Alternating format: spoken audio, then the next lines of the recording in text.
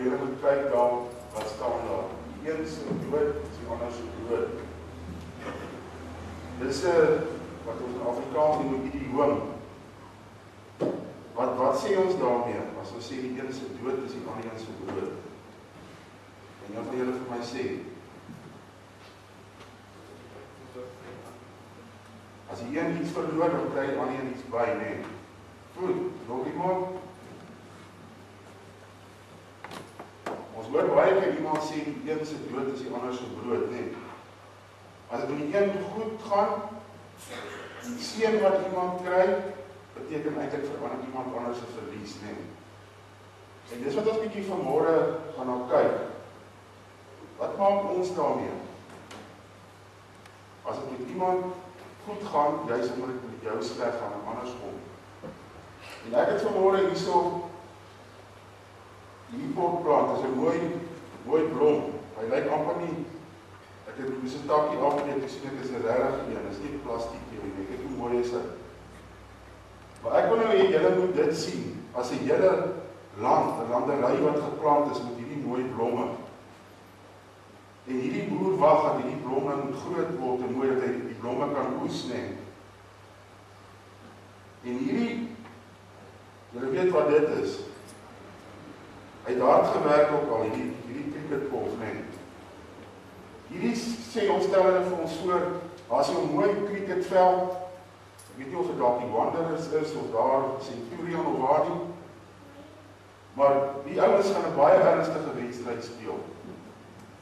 Maar nou is daar 'n probleem. Hierdie landery met blomme lê langs die cricketveld en is baie droog.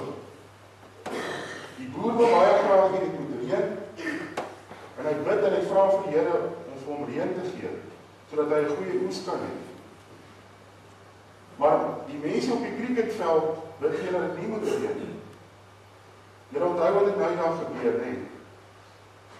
Ons het baie mooi gevra die laaste toets tussen ons en Engeland. En as dit gereën het, dan is die toets reeds verloor. So kan julle sien waar dit gaan. Boer vra reën, die cricketspelers vra, asseblief, Here moenie vir ons reën gee nie. In hierdie cricketveld en die landery lê langs mekaar. Nou wat moet God daarmee maak? Kan jy vir julle vir my sê wat daar moet net aan die een kant. Dit kyk daar oplossing, wat gaan dit werk? Dis al die een kom maar hierdie. Kom iemand anders dit? Is er regverdig van as God vir een reën gee, dan gaan die ander nie kry nie, en dan iemand gaan verloor. Het jy 'n oplossing daarvoor? Dan moet hy nie reën gee nie. So jy is vir die cricket speel. Die boer se blomme moet maar verdroog. En hy self nat maak. Maar nie almal het daai geniewe nie, dit is droog. Daar's nie eers water nie. Goed mense, ons weet almal dat God ons liefhet. En dat God vir almal die beste wil gee. Maar nou weet ons ook dat dit nie altyd so gebeur nie. God sou bijvoorbeeld reën gee dan aan daardie oom nou lekker oes kry. Maar dan verloor die span wat graag wou om moes gewen het, nee. So nou, wat maak ons daarmee? As ons daaroor dink dat God vir die een brood gee, vir die ander dood. Wat gaan ons daarmee maak? Kom ons lees daar so daai versie wat daar staan. God sê vir ons, ek maak die lig en skep die donker. Ek gee voorspoed en skep rampspoed. Ek is die Here. Ek doen al die dinge. Hierdie jare gebeur so. En daai stukkie kom uit 'n stukkie geskiedenis van Israel, nee. Daar praat die Here met 'n koning, Kores. Die enigste plek in die Bybel waar God iemand anders as iemand van sy mense gebruik om die Israeliete te verlos.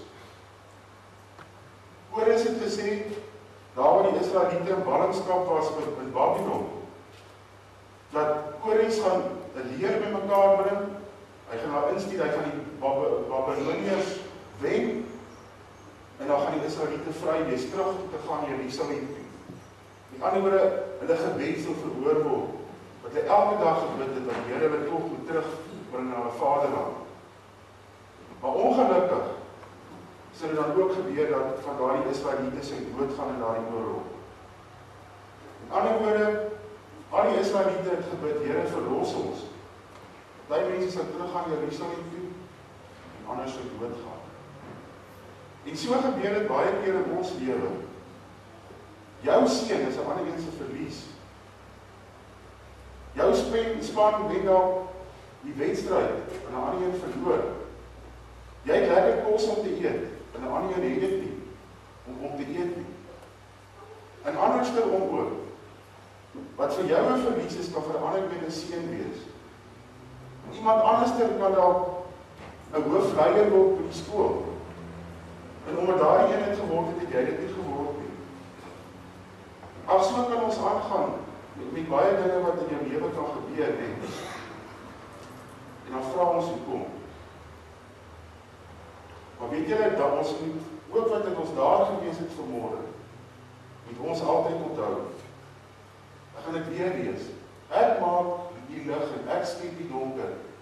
Ek gee voorspoed en ek skep rampspoed. Ek is die Here. Ek doen al die dinge. Partykeer dat God seën op jou lewe kom. Partykeer dat hy teëspoed of swaarkry oor jou kom. Partykeer is iemand anders se goed wat hy ervaar, juist vir jou sleg. Maar wat maak ons daarmee? Ons weet nie hoekom God altyd sulke dinge toelaat nie, maar ons weet verseker dat God lief is vir elkeen van ons. Dat God 'n plan het met ons lewe. En dan vra hy vir ons, as dit goed gaan met ons, dan moet ons besef, dis hy wat dit vir ons gee. Maar as ons nie daardie seën ervaar wat my maat langs my ervaar, of wat my maat juist dit wat ek gou gehad het kry en ek nie, dan moet ek onthou, Here is met my en hy het beter planne met my in my lewe. Hy wil vir my beter gee. En dis waar, ook as dit met ons goed gaan, dan moet ons dit met ander mense deel. Ons moet daardie liefde wat God gee, vir ander mense deel. Ons moet nie verwaand word, of dink ons is beter as ander. Maar as dit sleg gaan, dan moet ons weet, God is daar.